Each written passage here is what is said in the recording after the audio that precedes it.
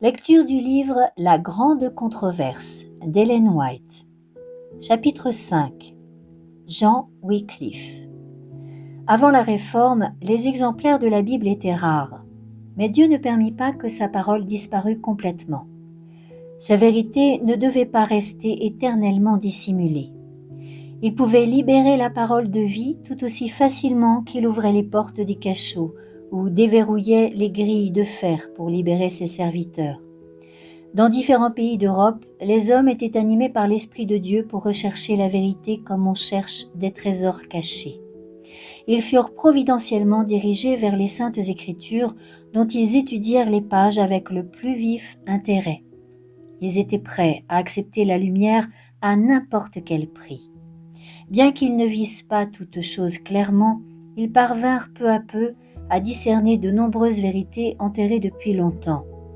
Comme des messagers célestes, ils s'efforcèrent de briser les chaînes de l'erreur et de la persécution, invitant ceux qui étaient captifs depuis longtemps à se lever pour faire valoir leur droit à la liberté.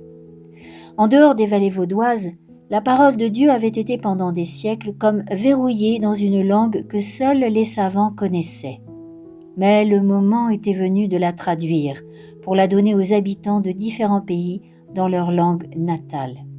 Minuit était passé pour le monde, lentement les ténèbres se dissipaient et dans plusieurs pays on voyait déjà les premières lueurs de l'aube. Au XIVe siècle se levait en Angleterre l'étoile matinale de la Réforme. Jean Wycliffe annonça la Réforme non seulement en Angleterre, mais au sein de la chrétienté tout entière. Sa puissante protestation contre Rome ne devait jamais être oubliée. Elle amorça la lutte qui devait aboutir à l'émancipation des individus, des églises et des nations. Bien qu'ayant reçu une éducation libérale, Wycliffe considérait la crainte de Dieu comme le commencement de la sagesse. Au collège déjà, il s'était fait remarquer autant par la ferveur de sa piété que par ses remarquables talents et ses solides connaissances. Sa soif d'apprendre le poussa à embrasser toutes les branches d'études. Il fut éduqué dans la philosophie scolastique, les canons de l'Église et le droit civil, spécialement celui de son pays. Les travaux qu'il accomplit ultérieurement témoignèrent de la valeur de l'éducation qu'il avait reçue dans sa jeunesse. Une connaissance approfondie de la philosophie spéculative de son temps lui permit d'en exposer les erreurs. Par son étude des lois nationales et ecclésiastiques, il s'était préparé au grand combat pour la liberté civile et religieuse. La discipline intellectuelle qu'il avait acquise dans les écoles s'ajoutait aux armes qu'il tirait de la parole de Dieu et le mettait à même de comprendre la tactique des savants. La puissance de son génie, l'étendue et la richesse de sa science lui valaient à la fois le respect de ses amis et de ses ennemis. Ses partisans voyaient avec satisfaction que leur champion comptait parmi les plus grands penseurs du pays. Aussi, ses adversaires n'eurent-ils pas l'occasion de discréditer la cause de la Réforme en alléguant l'ignorance ou la faiblesse de ses défenseurs. Quand Wycliffe était encore à l'université, il commença à étudier les Écritures. À cette époque ancienne, la Bible n'existait que dans des langues mortes et seuls les érudits pouvaient trouver le chemin de la source de vérité, laquelle était inaccessible aux classes non éduquées.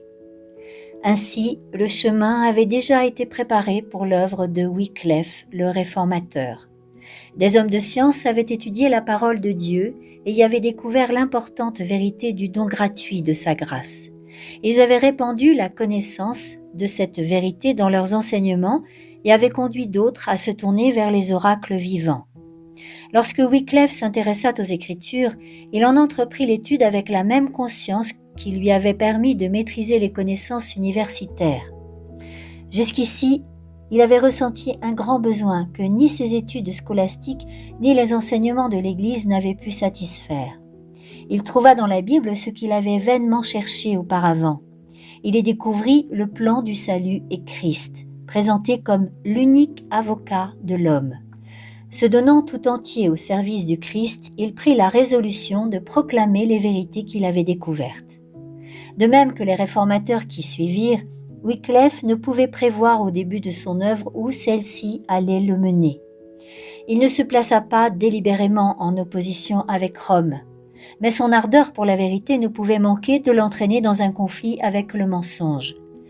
Plus il discernait les erreurs de la papauté, plus il mettait de ferveur à enseigner les Écritures.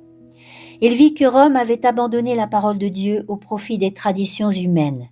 Il accusa courageusement le clergé d'avoir proscrit les Écritures et exigea que la Bible fût rendue au peuple et que son autorité fût rétablie dans l'Église. Ce fut un docteur doué et sincère, un prédicateur éloquent. Sa vie quotidienne était une démonstration des vérités qu'il prêchait. Sa connaissance des Écritures, la puissance de son raisonnement, la pureté de sa vie, son courage inflexible et son intégrité lui gagnaient l'estime et la confiance de tous. Un grand nombre de personnes n'étant plus satisfaites de leur ancienne foi à la vue des iniquités qui dominaient dans l'Église romaine, acclamaient avec une joie non dissimulée les vérités annoncées par Wycliffe. En revanche, quand les chefs de la papauté constatèrent que l'influence de ce réformateur primait la leur rage se déchaîna. Wycliffe était un fin détecteur d'erreurs et il se battait sans crainte contre beaucoup d'abus approuvés par l'autorité de Rome. Alors qu'il remplissait les fonctions de chapelain du roi, Wycliffe, s'élevant hardiment contre le tribut exigé du monarque anglais par le pape, démontra que l'autorité que ce dernier s'arrogeait sur les souverains séculiers était contraire à la raison et à la révélation. Ces enseignements exercèrent sur les grands esprits de la nation une influence d'autant plus grande que les exigences du pape avaient provoqué une vive indignation. Aussi, les rois et les nobles s'unirent-ils pour s'opposer au droit du pontife concernant l'autorité temporelle et refuser le paiement du tribut. Ce fut là un coup redoutable porté à la suprématie papale en Angleterre. L'institution des ordres de moines mendiants était un autre abus contre lequel le réformateur engagea une longue lutte acharnée. En Angleterre, ces moines pullulaient, à tel point qu'ils compromettaient la grandeur et la prospérité de la nation. L'industrie, l'éducation, la morale, tout se ressentait de leur pernicieuse influence. Leur vie d'oisiveté et de mendicité n'imposait pas seulement au peuple un lourd fardeau, mais elle dénigrait les travaux utiles, démoralisait et corrompait la jeunesse. Entraînés par leur exemple, beaucoup embrassaient la vie monacale, et cela non seulement sans le consentement de leurs parents, mais souvent à leur insu ou contre leur volonté. L'un des anciens pères de l'Église romaine, élevant la vie monastique au-dessus de l'amour filial et des responsabilités, avait déclaré « Si tu vois ton père se coucher devant ta porte avec pleurs et lamentations, et si ta mère te montre le corps qui t'a porté et le sein qui t'a allaité, n'hésite pas à les fouler aux pieds pour aller droit au Christ. » Par cette monstrueuse inhumanité, comme Luther la qualifiera plus tard, inhumanité, qui rappelle plus le loup et le tyran que le chrétien et l'homme. Les enfants s'endurcissaient contre leurs parents. Extrait de The Life of Luther, pages 69 à 70, de Barnas Sears. Tout comme les pharisiens dans le passé, les chefs de la papauté anéantissaient le commandement de Dieu au profit de leur tradition. Des parents étaient privés de la compagnie de leurs fils et de leurs filles, et leur foyer était plongé dans la désolation. Même des étudiants des universités étaient séduits par la fausse image que se donnaient les moines et étaient incités à entrer dans leurs ordres. Beaucoup se repentaient d'avoir fait ce pas, voyant qu'ils avaient ruiné leur vie et attristé leurs parents. Une fois pris au piège, il leur était impossible de recouvrer leur liberté. Bien des parents, craignant l'influence des moines, refusaient d'envoyer leurs fils à l'université. De ce fait, le nombre des étudiants dans ces grands centres d'enseignement se trouvait considérablement réduit. Les écoles dépérissaient et l'ignorance dominait. Le droit de confesser et de donner l'absolution que le pape avait accordée aux moines mendiants était aussi la source de bien des maux. L'appât du gain les poussait à accorder le pardon même aux criminels de toutes sortes s'adressant à eux, et on vit bientôt les pires vices s'accroître rapidement. Les malades et les pauvres étaient abandonnés à leurs souffrances, tandis que les dons qui auraient dû soulager leur misère allaient aux moines. Ceux-ci exigeaient avec menace les aumônes du peuple et dénonçaient l'impiété de ceux qui les leur refusaient. Bien que les moines fissent vœu de pauvreté, leur fortune ne cessait d'aller croissant. Leurs magnifiques édifices et leurs tables richement servies rendaient d'autant plus apparente la pauvreté grandissante de la nation. Pendant qu'ils s'adonnaient au luxe et au plaisir, ils envoyaient à leur place des hommes ignorants qui ne racontaient que des contes merveilleux, des légendes et des farces pour amuser le peuple et le duper toujours plus. Pourtant, ils continuaient à garder leur emprise sur les multitudes superstitieuses et les emmenaient à croire que toute obligation religieuse se résumait à reconnaître la suprématie papale, à adorer les saints et à faire des offrandes aux moines. Tout cela étant suffisant pour s'assurer une place au ciel. Des hommes instruits et pieux avaient vainement travaillé pour apporter une réforme dans ces ordres monastiques. Wycliffe, plus perspicace, attaqua le mal à la racine en déclarant que le système lui-même était faux et qu'il devait être aboli. Les discussions et les investigations qui s'ensuivirent éclairèrent les esprits. Alors que les moines parcouraient le pays en vendant les indulgences du pape, beaucoup furent amenés à douter de la possibilité d'acheter le pardon à prix d'argent et se demandaient sérieusement s'il n'était pas préférable d'aller le demander à Dieu plutôt qu'au souverain pontife de Rome. Un certain nombre, alarmés par la rapacité des moines dont la cupidité paraissait insatiable, disaient « Les moines et les prêtres de Rome nous rongent comme la gangrène. Il faut que Dieu nous en délivre ou ce peuple périra. » Extrait de l'Histoire de la Réformation du XVIe siècle, livre 7, chapitre 7, de Merle d'Aubigné. Pour cacher leur avarice, ces moines mendiants invoquèrent l'exemple du Sauveur et de ses disciples qui, eux aussi, disaient-ils, avaient vécu de la charité publique. Ces excuses les perdirent, car on voulut interroger la Bible pour découvrir par soi-même ce qu'il y avait de vrai dans ces assertions. C'était justement ce que Rome redoutait le plus, voir l'attention du monde se porter vers la source de la vérité, qu'elle avait tout intérêt à tenir cachée. Non pour entrer en dispute avec les moines, mais plutôt pour attirer l'attention du peuple sur les enseignements des Écritures et sur leur auteur, Wycliffe commença à écrire et à faire circuler des tracts contre les religieux. Il déclara que le pouvoir de pardonner et d'excommunier ne résidait pas plus chez les papes que chez les prêtres ordinaires et que nul ne pouvait être réellement excommunié sans avoir d'abord attiré sur lui la condamnation de Dieu. Il n'eût pu s'y prendre mieux pour renverser la gigantesque structure de domination spirituelle et temporelle que le pape avait érigée et qui retenait des millions de corps et d'âmes captifs. Une fois de plus, Wycliffe fut appelé à défendre les droits de la couronne d'Angleterre contre les empiètements de Rome. Désigné comme ambassadeur royal, il passa 2 ans à s'entretenir avec les délégués du pape aux Pays-Bas. Dans ses rapports avec des ecclésiastiques de France, d'Italie et d'Espagne, Wycliffe, à même de voir ce qui se passait dans les coulisses, y apprit bien des choses qu'il n'aurait pu découvrir en restant en Angleterre et qui devaient lui servir dans ses travaux ultérieurs. Il discerna chez les légats de la cour pontificale la véritable nature et les visées de la hiérarchie. Rentré en Angleterre, il reprit son enseignement plus ouvertement avec un nouveau zèle et un nouveau courage, déclarant que les dieux de Rome étaient la convoitise, l'orgueil et la fourberie. Parlant du pape et de ses collecteurs dans l'un de ses traités, il s'exprime ainsi.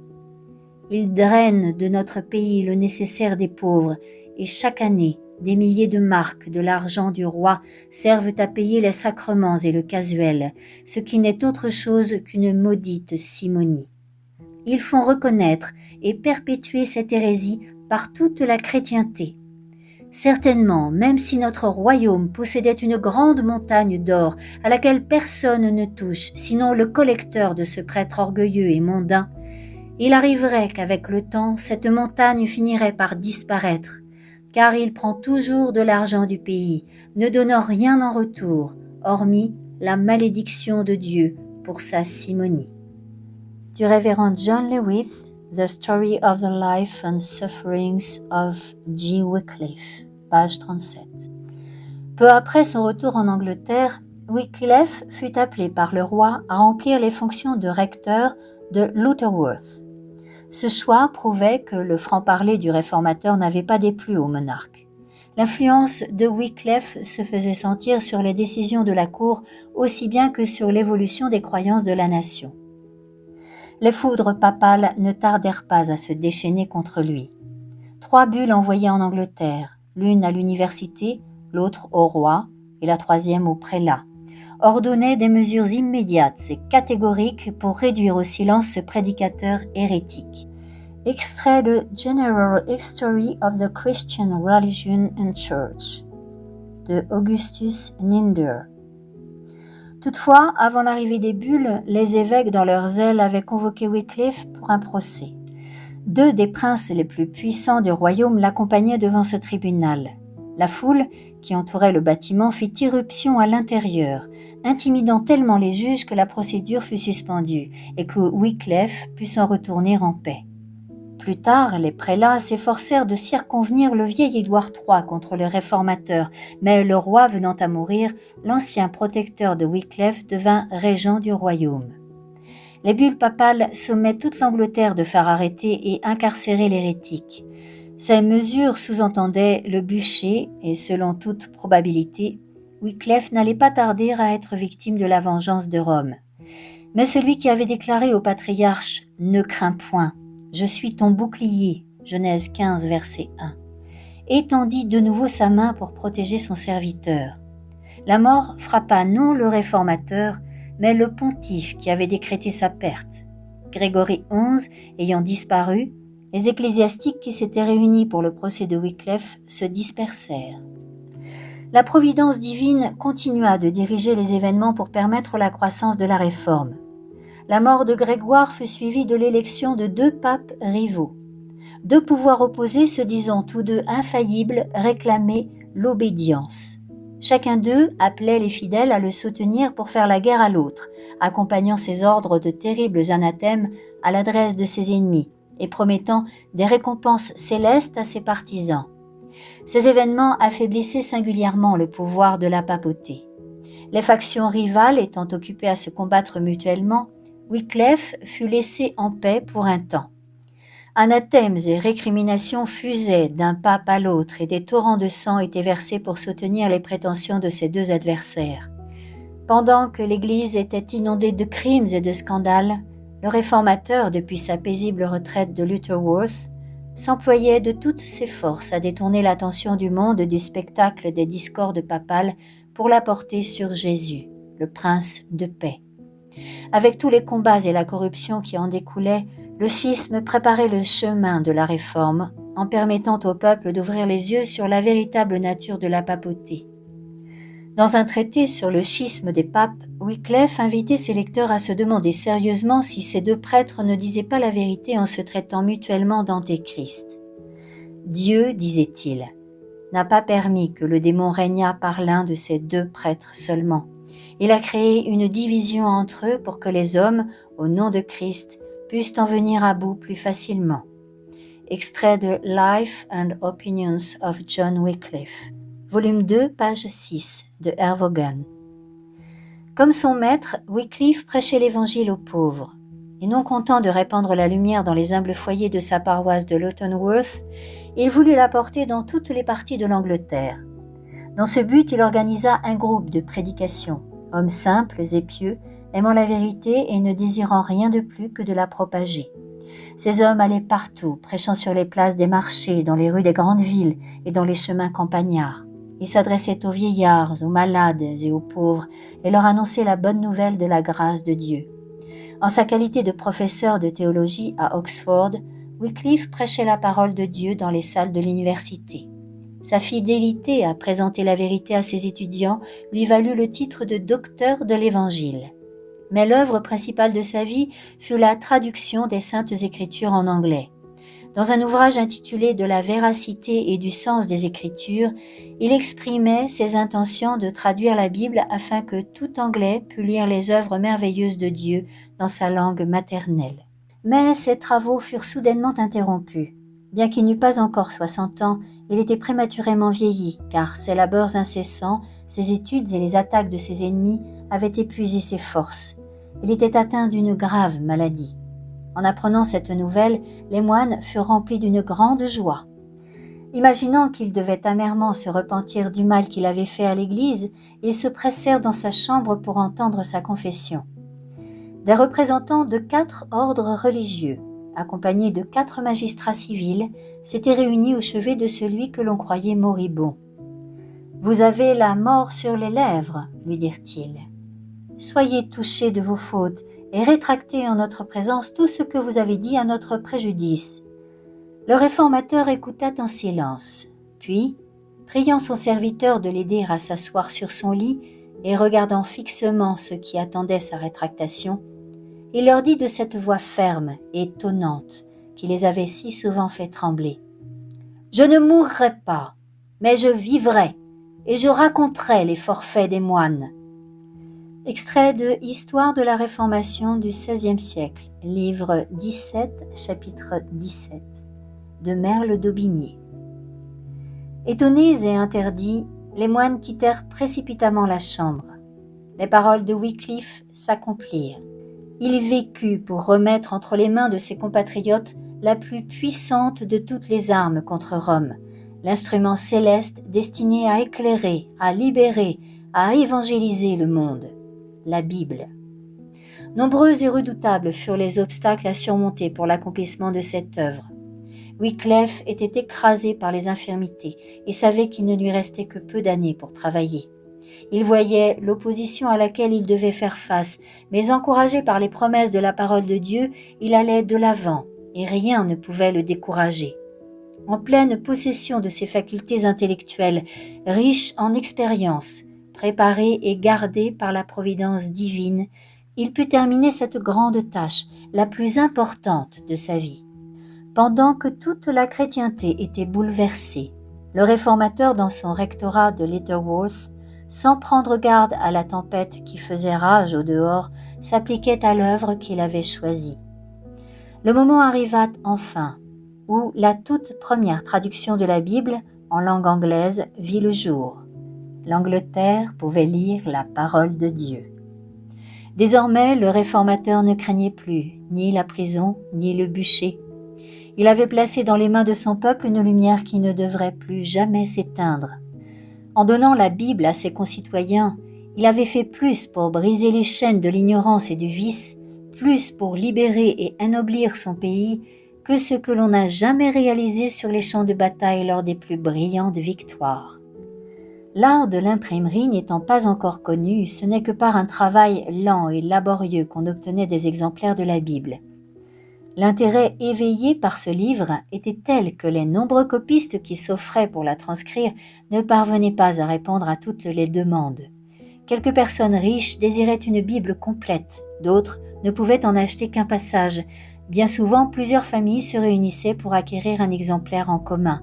C'est ainsi que la Bible de Wycliffe ne tarda pas à se trouver dans de nombreux foyers anglais. Je t'invite à la suite et seconde partie de ce chapitre dans le prochain audio.